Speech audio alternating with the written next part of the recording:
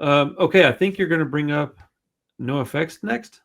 Yes, you are paying attention. Congratulations.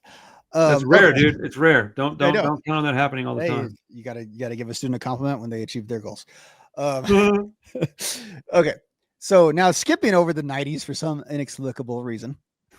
Um, because again, the only stuff on those records, there's the one cover that I don't like on So Long and Thanks for the Shoes, and that was be pretty much all I would have for the rest of it. And then I went into the 2000s albums, which like it's funny because we have the dynamic on this show where you love the 2000s NoFX and I love the 90s NoFX, but like that doesn't mean that I dislike the 2000s stuff. And I would actually, if when we do the albums rankings, those albums would rank very high.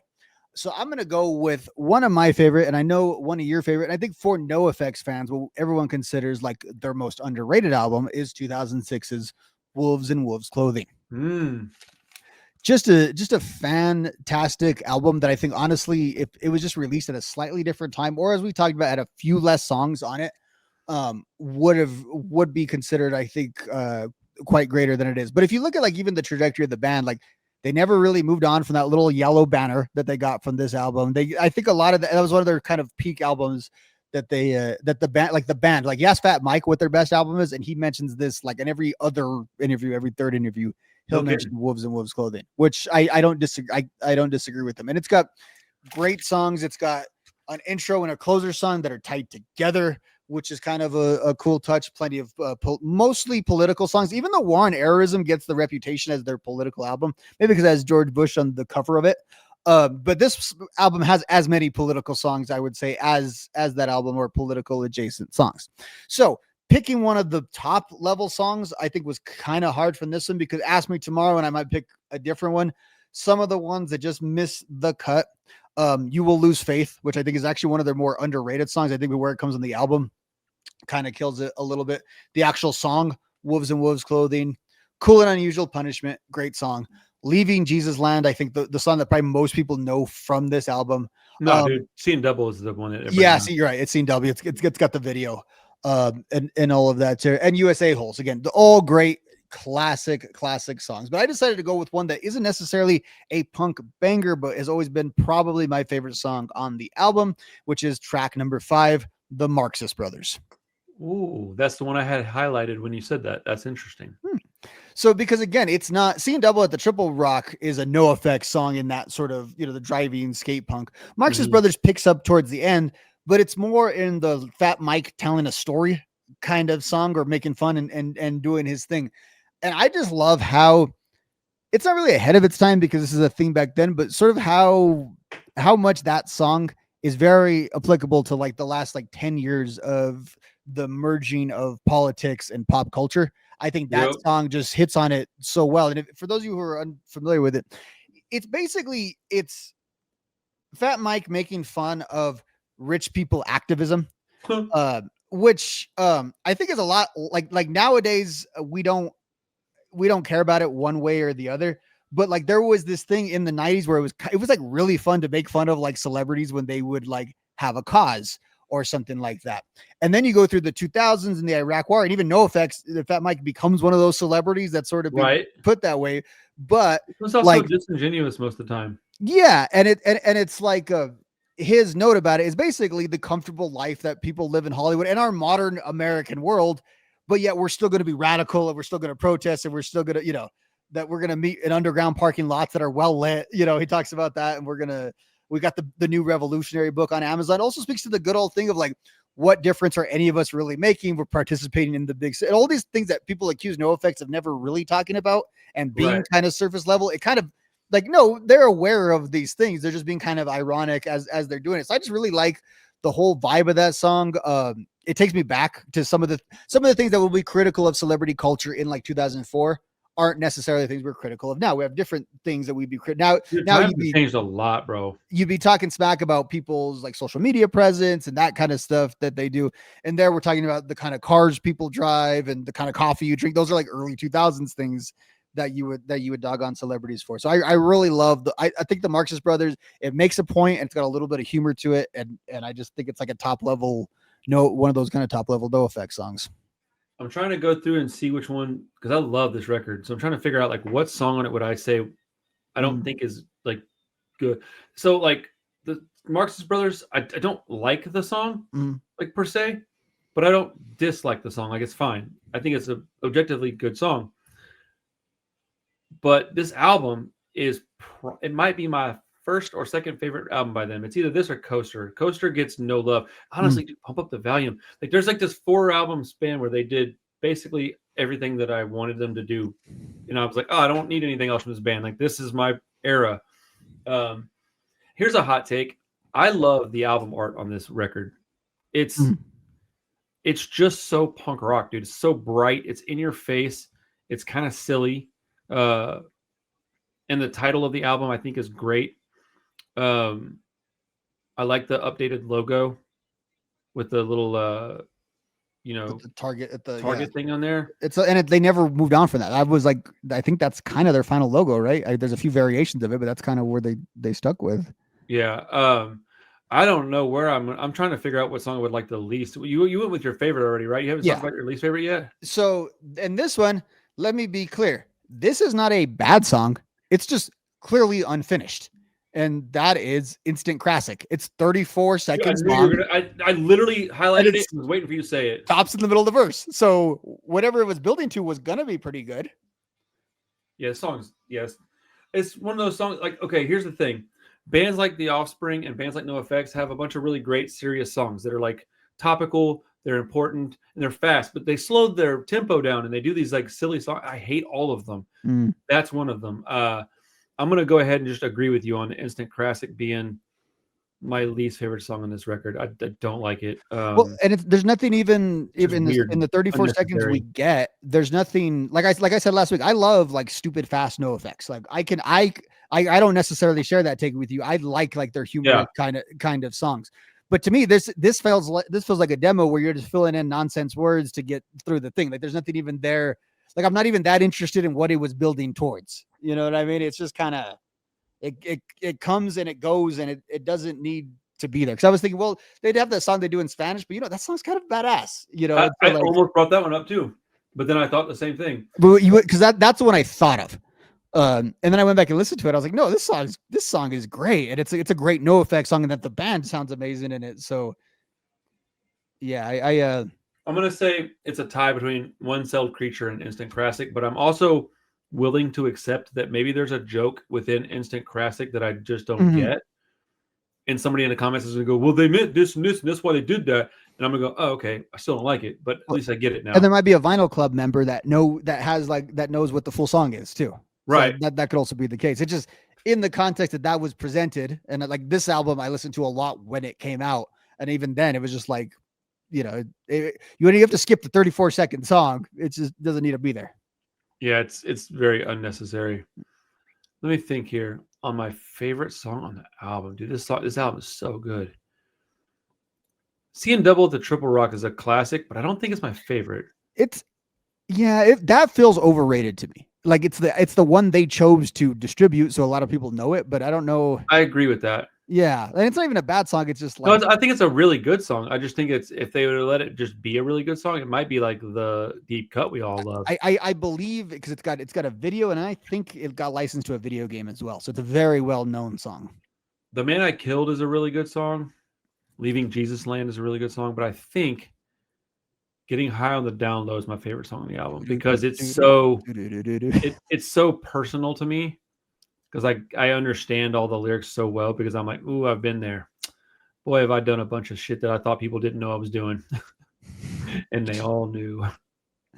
Yeah, NOFX is awesome. Benny Got Blowed Up, too, one last word on it, is a great example of how you can make a silly protest song, too. Like, if you want to, like, you have these, like, jokey bands. Like, joking bands can do, like, NOFX also has real serious, dark song, but you can have a jokey song and make it, like, political in tone. And Benny Got Blowed Up is just an amazing song of the story of, like, basically your crazy friend that did all this stuff that should have killed him. And he never thought he'd go to the military and get, and that's the whole thing about Benny Got Blowed Up. After the ODs and suicides and everything we survived. That's actually kind of crazy to be thinking about that. I had a friend that died off of one, I don't know if I can even say this word or not on here, but he took one Xanax. And and he had like a beer or two, but he was like 6'3" and 260 pounds. And this is way before the Fent thing going on. Yeah. And he just died. And I always thought about, like, when you bring up scenarios like that, I'm always like, that's what got Cody. That. I'm like, dude, all the nights that I watched him take handfuls of all kinds of stuff like that and just keep on partying. And then one night he goes, oh man, my anxiety's kicking in real bad. I need to take this so I can go to bed, which it was like actually a prescribed, like at this point, it was like a prescribed medication. He was not self-medicating. definitely should have not drank the beers, but I think he only had 2 12-ounce bottles of beer that evening. But he took that and then woke up dead. R.I.P. Cody, who's played guitar in my band. Dude was my roommate. Yeah, Benny got blowed up. Cody got blowed up. It's unfortunate.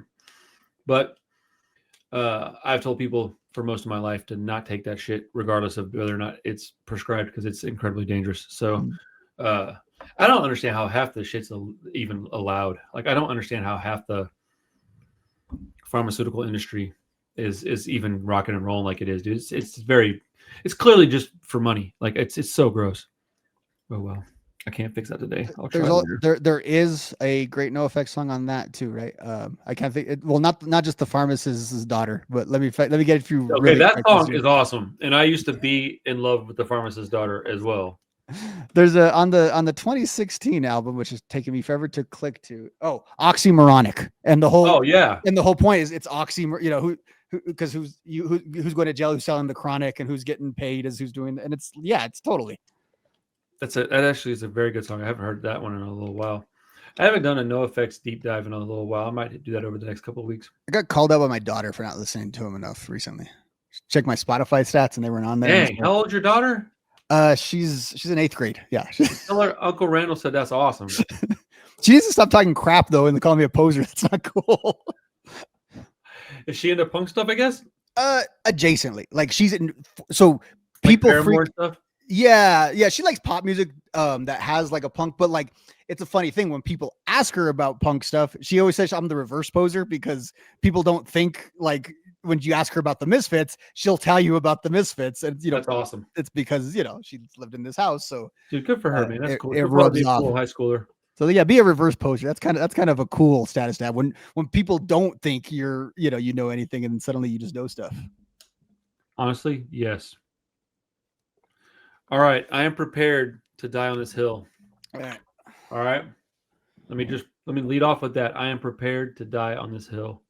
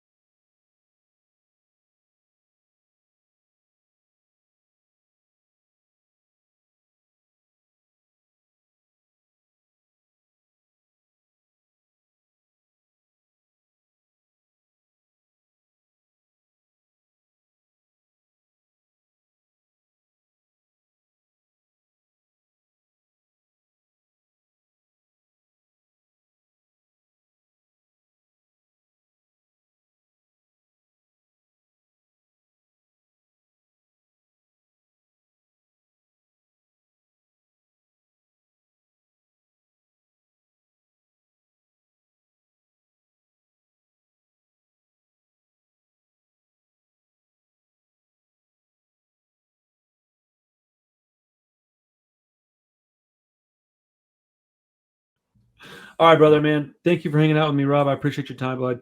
Everybody that's still watching, I know it's only a few of you. Thank you very much. Yeah, man. For ad-free viewing of these videos, please see Patreon. Good grief.